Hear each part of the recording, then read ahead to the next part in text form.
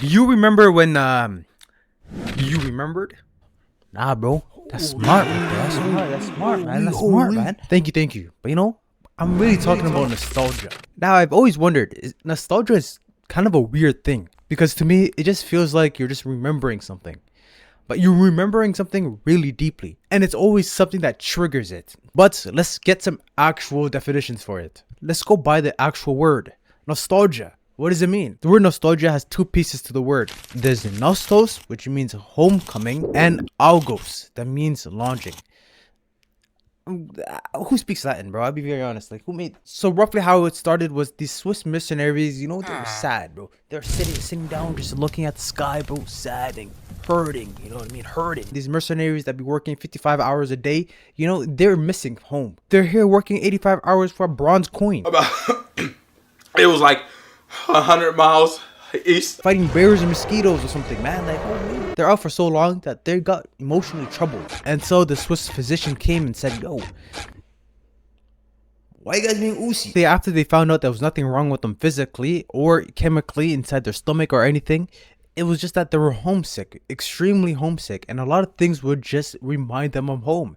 If they see a campfire and they're cooking something, a type of meat or something, and when they'll smell it, they'll be like, I remember when I was a kid 55 million years ago, and my mom used to make this type of food. And so they would get homesick because of that. I mean, look, bro, if you're eating a potato every day for lunch, breakfast, and dinner, bro, and you're traveling across the world, bro, at some point, man, you're gonna miss home, man. You're gonna be like, man, I miss my wife, bro. I haven't seen her in 6 months, bro. I've been traveling just to deliver this letter because this king said so.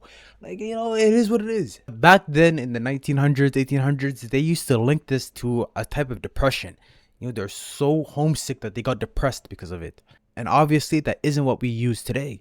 Today is a little bit more positive, When you think of something, it's like a yearning. It's a yearning from the past. It's something reminding you of home or reminding you of the past. For example, you may be walking on a grass field and then you remember, wow, I remember when I was a kid when I scored my first goal. And you remember that. You're like, that felt nice. It's a nice feeling. Or you could be a fatty like me and when you smell food, you're like, yo, I remember I ate this yesterday, bro. Holy yearning. But what's also different from today and back then is that a lot of us have a lot of nostalgic, how can I say, like we all have a same nostalgic feeling. For example, commercials. If you grew up in Canada, you know this one commercial. As soon as you hear it, you know exactly what it is. Let me just say it for you, man. Sleep Country, Canada. Why buy a mattress anywhere else? As soon as you hear it, it's nostalgic feeling. Like, okay, I remember when I first saw this. I remember hearing this so much as a kid. And in every single country, there's probably something similar. In the country you're in right now, hey, actually, comment down what country you're in. I don't know where a lot of people are from. I should check the analytics. It's as if we all have a certain connection to certain nostalgic things. You know what? Let's look at some nostalgic things that are for me and see if we match. Let me know in the comments if we match. Surprisingly, a trend that's been going on was a huge nostalgia for me. And you probably seen it. It's Beyblades. Man, when I was younger, bro, Beyblades was the thing, bro. We were outside. We were battling, bro. It was not fair. It was not a nice game, I used to watch the 2002 version, but I was like 5, so it came out in like 2005. I was watching it then. And I remember some of it, man. I remember that was my first ever Beyblades. And yes, I'm talking about the Beyblades with the sharp edges and that one metal piece in the middle. Everything else is plastic. I'm saying, these were weapons, man. These were weapons. They were not toys, bro. It was straight edges at the end, and you could take them apart and you turn into a whole mechanic, your whole entire engineer. Putting the plastic ones together, man. Oh my goodness, bro. And I remember a vivid memory, man, when I broke my favorite Beyblade. If I find the picture of the Beyblade, I'll put it up here. But it was a giant red one. I don't know where I got it. I remember I was in a different city and I got stung by a bee. And that was my first time getting stung as a bee. And I got stung by a bee. So my aunt and uncle that was taking care of me said, yo, it's okay, bro. Trying to cheer me up. They said, you know what? Let's go buy a new toy. I was like 5 or something. So we went to the shop and of course I saw the Beyblades, bro. I said, yo, what? Bro, that Beyblade was OP, bro. It was not fair. It was not balanced, bro. I think it's illegal to play if there's a Beyblade esports. I think it was even illegal to play in the NBA, bro. The National Beyblade Association. That's how OP it was. I remember, bro, our first day home, I was beating my brother and my cousin, man. And then we're going downstairs. We're like, okay, what? Let's go. Let's do it for real. Let's test this out, bro. Let's go downstairs to the basement. So we're going downstairs. I forgot who was carrying it, but they tripped down the stairs. and all I see is my Beyblade. Whoo, whoo, whoo.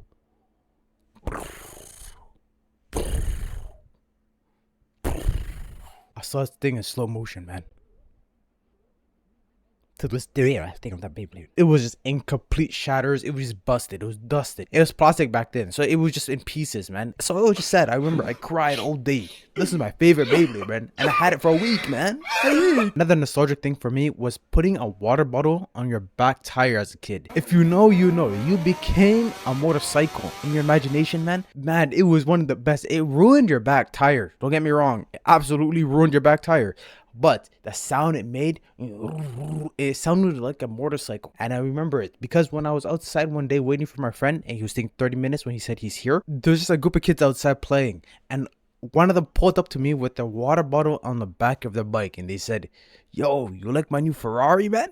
I said, yo, it's still alive. And I remember I flashed back to when I was his age and I was doing the exact same thing. Multiply that by like 10 kids sprinting down the entire neighborhood with this on. You know, I feel bad. It was probably really mad annoying to everybody else. But to us, yo, we were having that time of our lives in that. But what is also so weird with nostalgia is that it's uncontrollable. It hits you and then you have no control of the memory that pops in. It could be a memory that you don't remember. That sounds weird, but you know what I mean. So, yeah, don't dwell too much on the past, man.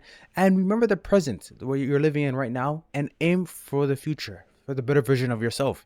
Also, before I end off this video, I'm making a new channel, which is going to be called History of Moments. It's a more Islamic channel. As you can probably already guess, I'm a Muslim. And I want to learn more about the scholars and the Muslims that lived before me.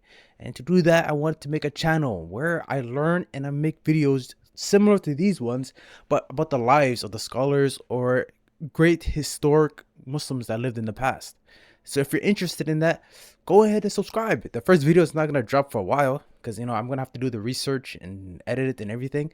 But it's going to be longer videos, more docu-series videos, if that makes sense. 30, 40, an hour-long videos. And I hope you guys enjoy it. Before I end this video off, I still have to keep talking about what's happening in Palestine and all my brothers and sisters that's been going through it over there.